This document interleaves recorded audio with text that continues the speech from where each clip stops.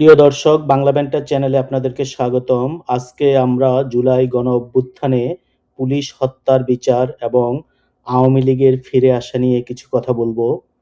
Police হত্যার বিচার হতে হবে। পুলিশের মোরাল ঠিক করার জন্য দেশে আইনের শাসন প্রতিষ্ঠায় বিএনপিকে এই কাজটা অবশ্যই করতে হবে। ৫ তারিখে অভ্যুত্থান শেষ হলেও অধ্যাপক ইউনূস কেন ২০২৪ সালের ৩১ আগস্ট পর্যন্ত জুলাইয়ের দায়মুক্তি অধ্যাদেশ দিয়েছিল?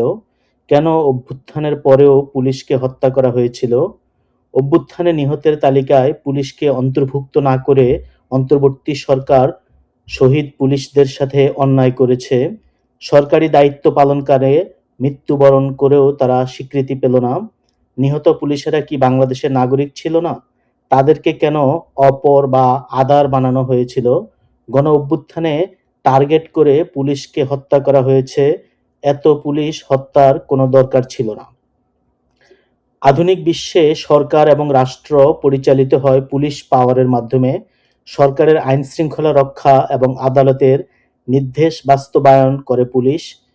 জুলাই অভ্যুত্থানের সময় সেই পুলিশ পাওয়ারকে ধ্বংস করার একটা চেষ্টা দেখা যায়। অন্তর্বর্তী সরকার ক্ষমতা নিয়ে পুলিশকে পুনর্গঠিত করবে এরকম আশা ছিল মানুষের মধ্যে, কিন্তু সরকার সেদিকে যায়নি। পুলিশ প্রশাসনকে গড়ে তোলার ব্যাপারে তাদের কোনো আগ্রহ ছিল না। সেনাবাহিনীকে দীর্ঘদিন পুলিশের কাজ করতে হয়, এতে দেশের আইন শৃঙ্খলা পরিস্থিতির উন্নয়ন করা প্রায় অসম্ভব হয়ে পড়ে।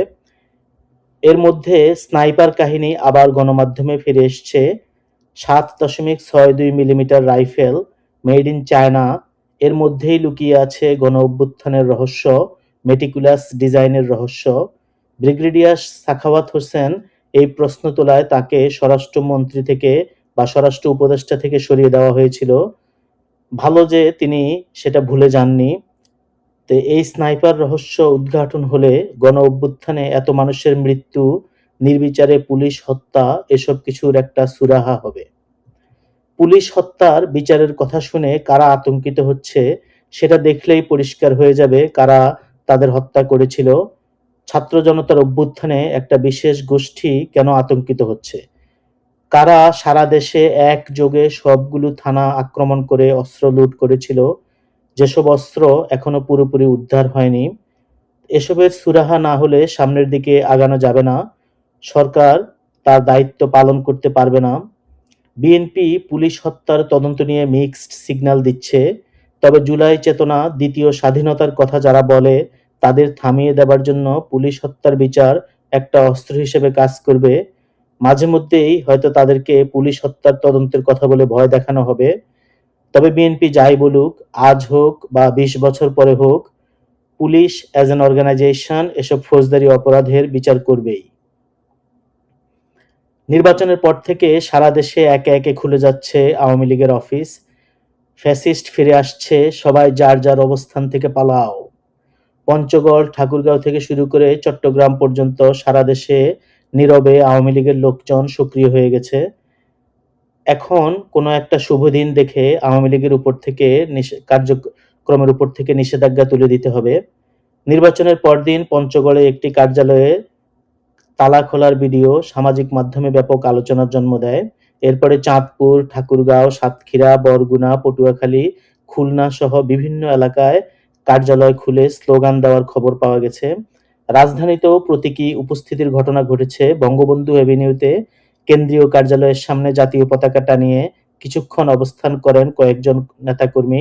ধানমন্ডিতে দলীয় সভাপতির রাজনৈতিক কার্যালয়ের সামনেও একই ধরনের কর্মসূচি পালন করতে দেখা গেছে। তো আত্মগোপনে থাকা দলের কেন্দ্রীয় যুগ্ম সাধারণ সম্পাদক আ.ফ.ম.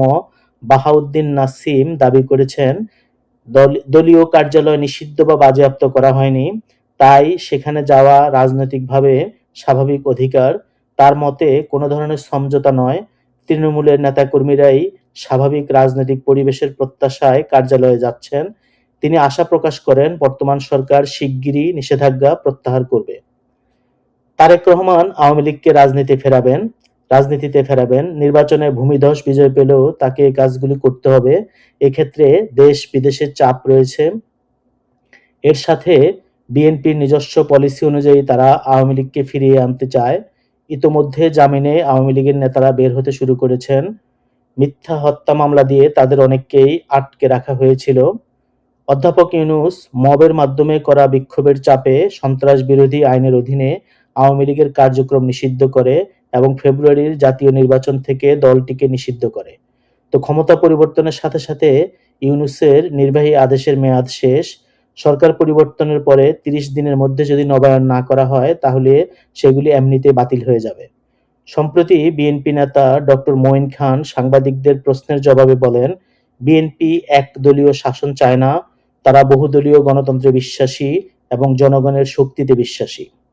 আর একটা বিষয় জানতে চাচ্ছি, বিভিন্ন জেলায় আওয়ামী লীগের অফিস খোলা হচ্ছে এরকম সংবাদ পাচ্ছি, আর যারা জুলাই গণহত্যার সাথে জড়িত ছিল তারা দেশে ফিরছে। এই বিষয়ে আপনাদের দলীয় অবস্থানটা কি? আমাদের দলীয় অবস্থান অত্যন্ত স্পষ্ট। বিএনপি স্বাধীনতার পক্ষে কাজ করেছে। আমি একটু আগে বলেছি 1971-এর সেই কালো রাতে যেদিন পাক হানাদার বাহিনী হায়নার মতো এই দেশের নিরীহ মানুষের উপরে ঝাঁপিয়ে পড়েছিল, সেদিন প্রতিবাদের ঝান্ডা উঁচু করে দাঁড়িয়েছিলেন শহীদ প্রেসিডেন্ট জিয়া রহমান। আমরা সেই আদর্শে বিশ্বাসী, বহুদলীয় গণতন্ত্রে বিশ্বাসী, পার্লামেন্টারি গণতন্ত্রে বিশ্বাসী, এবং আমরা সেই বিশ্বাসী হয়ে আমরা সামনের দিকে এগিয়ে যাব।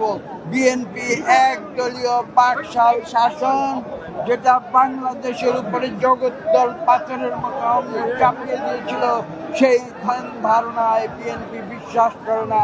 বিএনপি জনগণের শক্তিতে বিশ্বাস করে। আওয়ামী লীগ কার্যকর বিরোধী দল হিসেবে রাজপথে থাকলে রাজাকাররা অটোমেটিক গর্তে ঢুকে যাবে বলে মন্তব্য করেছেন বিএনপি নেতা অ্যাডভোকেট ফজলুর রহমান। দেশের অনেকেই মনে করেন বিএনপি যদি জামাতকে সামলাতে না পারে তাহলে আওয়ামী লীগের রাজনৈতিক উপস্থিতি তাদেরকে জামাতকে মোকাবেলার জন্য সহায়ক হবে। বিএনপির রাজনৈতিক পলিসি, দেশের রাজনীতিতে আওয়ামী লীগের অবস্থান এবং জামাত শিবিরকে নিয়ন্ত্রণ, এই কতগুলি কারণেই বাংলাদেশের রাজনীতিতে আওয়ামী লীগের ফিরে আসা ত্বরান্বিত করবে। রাজনৈতিক বিশ্লেষকরা মনে করেন নির্বাচিত সরকার দায়িত্ব নেয়ার পরে রাজনৈতিক স্থিতিশীলতার প্রশ্নটি সামনে এসছে। আওয়ামী লীগের বিপুল সংখ্যক নেতাকর্মী দেশে অবস্থান করছেন এবং অনেকে কারাগারে রয়েছেন।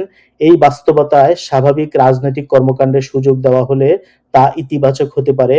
নির্বাচনের পরে কার্যালয় খোলার ঘটনাগুলো আওয়ামী লীগের রাজনীতিতে ফেরার একটি প্রক্রিয়ার সূচনা হতে পারে।